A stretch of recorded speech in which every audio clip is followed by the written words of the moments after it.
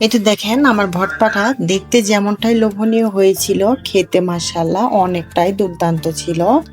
এরকম একটা ভর্তা যদি থাকে গরম ভাতের সাথে কিন্তু আর কোনো কিছুরই প্রয়োজন হবে না। হাই গাইস, আসসালামু আলাইকুম ওয়া রাহমাতুল্লাহি ওয়া বারাকাতুহু। Welcome back to my channel Mariam's blog. আপনারা সবাই কেমন আছেন? আশা করছি যাই যেখানেই আছেন অনেক ভালো আছেন।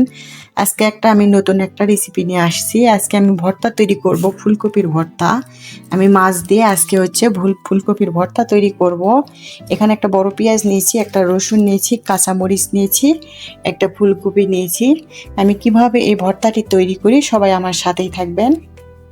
এখন সবগুলি আমি ভালো করে ধুয়ে কেটে তারপরে আসিচ্ছি।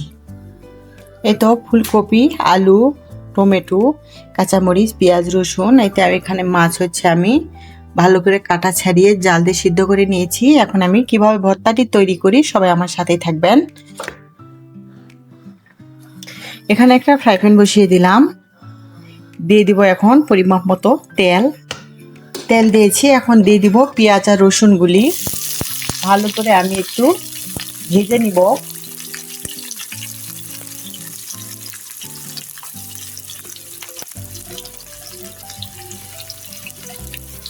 এভাবে ভর্তা তৈরি করলে কিন্তু মাছ মাংস রেখে কিন্তু এই ভর্তাটা দিয়ে কিন্তু পেট ভরে ভাত খেয়ে নিতে পারবেন, এতটা লোভনীয় এই ভর্তাটি। নিমেষেই কিন্তু 2 প্লেট ভাত শেষ হয়ে যাবে, বুঝতেই পারবেন না। এর মাঝে শুধু হলুদ, একটু জিরার পাউডার আর একটু স্বাদ মতো লবণ, আর কোনো কিছুই কিন্তু ইউজ করব না। এখন ভালো করে সবগুলি উপকরণ একসঙ্গে মিশিয়ে নিব। এটি সিদ্ধ হওয়ার জন্য আমি দিয়ে দিব হালকা একটু পানি।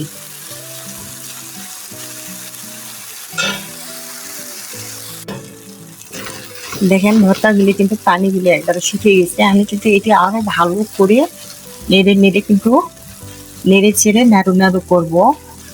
আরো ভালো করে এটা আমি আউলিয়ে নিব। আমি তো যেহেতু এই ভর্তাটি কিন্তু বাটাবাটি করব না, এখানে কিন্তু নেড়ে ছেড়ে কিন্তু ভর্তাটি তৈরি করে নিব।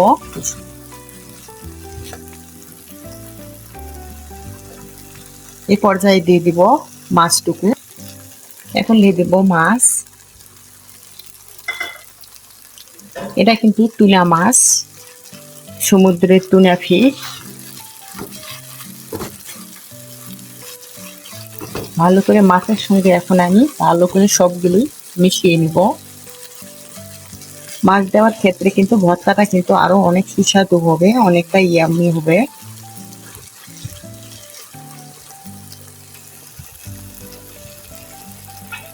আরো আমি 10 মিনিট জাল দিয়ে নেবো। এর মাঝে আমি দুই তিনবার নেড়ে চেড়ে দেবো, যেন নিচে লেগে না যায়।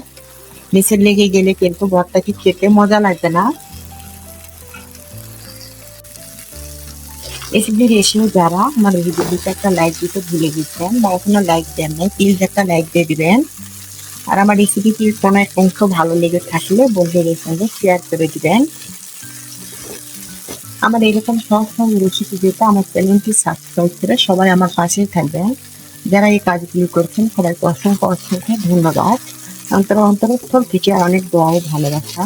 দেখেন পানিগুলি কিন্তু একবারে শুকিয়ে গেছে। আমি আরো কিন্তু 10 মিনিট এটি ভালো করে আরো ভেজে নিব, তাহলে ভর্তাটি খেতে কিন্তু অনেকটাই মজা লাগবে।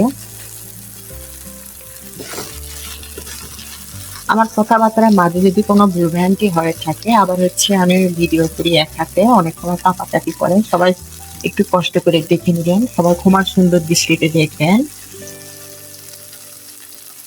যারা এইভাবে ভর্তা তৈরি করেন নাই, ফুলকপির একবার হলেও ট্রাই করবেন, দেখবেন অনেকটাই কিন্তু লোভনীয় হয় এই ফুলকপির ভর্তাটি।